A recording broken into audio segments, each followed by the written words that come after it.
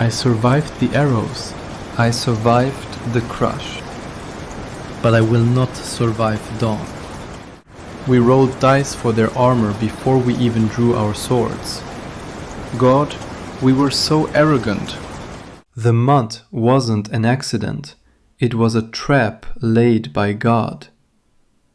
We sat in silk tents, drinking wine that already tasted of iron. We watched the English fires, so few of them, flickering like dying stars in a black void. 5,000 starving men against 20,000 princes. We didn't plan a battle, we planned a lottery. I bet my best greyhound against a cousin's hawk on who would chain King Henry first. The constable, d'Albret, ordered us to paint our lances. Make them beautiful, he said, for the procession. We were drunk on pride, long before the English arrows made us sober. My armor cost more than a village earns in a year, Milanese plate, indestructible. Or so I was sold. But that night I walked the lines to check my horse. The griefs felt heavy, wrong. This wasn't just dirt. This was tramcourt clay, newly plowed, thirsty. It didn't splash, it sucked. Every step I took, the earth grabbed my steel boot and refused to give it back. I saw a squire lose a shoe in the mire and laugh about it. He didn't know the ground was already measuring him for a coffin. We were 20,000 heavy men, on heavy horses, standing on a wet sponge. That night I tried to sleep in my shell, but the rain sounded like thousands of fingers tapping on my helmet. Tap, tap, tap, asking to come in. They called me a patriot, a lie. I didn't fight for France. I fought for Margaret, my English wife. In Paris, the mobs were already whispering, "Who is the English whore in the Cormeilles' bed?" If the English won here, they'd loot my home and take her as a prize. If the French mobs rose, they'd burn her for her accent. I was trapped between two armies. I needed a quick victory, a ransom, safety. I wasn't fighting for a flag. I was fighting to build a wall of gold around her. I promised her I would come back rich. I promised her I wouldn't die. That promise is the only thing keeping me warm in this mud. Ever heard 5,000 arrows hit steel at once? Sounds like hail on a tin roof. The morning came, grey and cold. We formed the lines, but something was wrong. The woods of Tramcourt and Agincourt, they were too close. They squeezed us.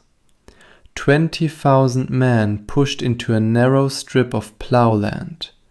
I couldn't move my arms. I couldn't draw my sword. I was pressed against the shoulder of a man I didn't know. I could smell his sweat, his fear. We were a river of steel, dammed up and waiting to burst. And then the English stood up. They didn't cheer. They just lifted their bows. We lowered our visors. The world became a thin slit of grey light. Then, sss, the sky hissed. It wasn't a whistle, it was a scream. The arrows didn't pierce the plate, that is a myth, but they hammered us. Clang, clang, clang, like being inside a church bell that a giant is striking with a hammer. The vibration rattled my teeth, it concussed my skull. And then they aimed lower, at the horses. The beasts screamed first. They reared, they fell. They turned our charge into a meat grinder. I saw a duke thrown into the mud, and before he could rise, 3 horses trampled him into the earth. The horses panicked. They threw us into the mud. I tried to stand, but the clay held me down. And then the men behind us kept coming. They didn't see us falling. They pushed forward, driven by honor, driven by stupidity. They walked on top of us. I felt a sabaton crush my breastplate. I tried to scream, but the mud filled my mouth. A dead man fell on my legs. Then a living man fell on my chest. I wasn't fighting the English anymore. I was drowning on dry land, drowning in brothers. The pressure, it broke ribs, it burst lungs. I expected a dagger in my throat. Instead, I felt a hand grabbing my wrist. The pressure lifted. The screams faded into a dull roar. Someone pulled me from the grave of iron. I wiped the mud from my eyes, ready to die. I saw him, not a monster, not a devil, Sir John Cornwall, my old friend from the Baltic Crusade years ago. We had frozen together in Lithuania, eaten horseflesh together in the snow. He wasn't wearing gold. He was covered in filth, looking like a beggar king. He laughed when he saw my face. "Jean," he said, "you look terrible." It was the most beautiful sound I had ever heard. He didn't bind my hands. He gave me his own water skin. We sat on a log by the English fires, while the archers stripped the dead in the field. We talked business. 10,000 crowns, he said. A fair price for a chevalier. I nodded. My wife will pay it, I said. I felt light. The battle was lost, yes, but I was alive. I would see Margaret again. The nightmare was over. We were just two gentlemen discussing a transaction, civilized. He told me about his son. I told him about my estate. For an hour, the war didn't exist. We watched the sunset. The rain stopped. I thought about the letter I would write. My dearest Margaret, I am coming home. I watched the other prisoners, dukes, counts, the flower of French chivalry, all sitting in the mud, humbled but safe.